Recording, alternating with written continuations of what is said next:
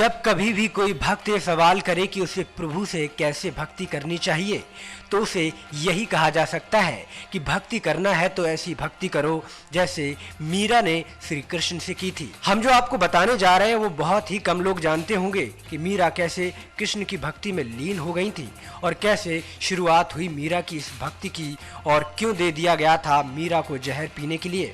दरअसल मीरा का जन्म 1498 में राजस्थान में हुआ था और उनके पिता रतन सिंह व माता का नाम वीर कुमारी था।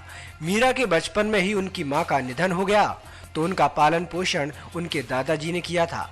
मीरा अपने बचपन के दिनों से ही कृष्ण की भक्ति से लीन रहती थी।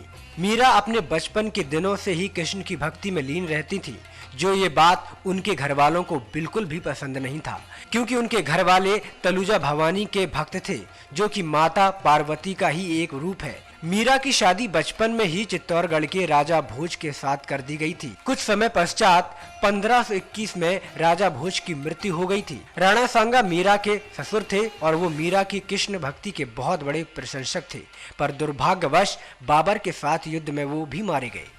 राणा सांगा के मरने के बाद मीरा का देवर विक्रमादित्य चित्तौड़गढ़ का राजा बना, जो मीरा के कृष्ण भक्ति को बिल्कुल भी सही नहीं मानता था। विक्रमादित्य ने मीरा को मारने के लिए उसने प्रसाद में जहर मिलाकर मीरा को पीने के लिए दे दिया, जबकि मीरा इस बात को अच्छी तरह जानती थी कि प्रसाद में जहर मिला हुआ है। फिर भी उन्होंने प्रसाद ग्रहण कर लिया और राजा विक्रमादित्य से बोली, हे राणा जी, मैं जानती हूँ कि आपने मुझे जहर दिया है, फिर भी मैंने उसको पिया।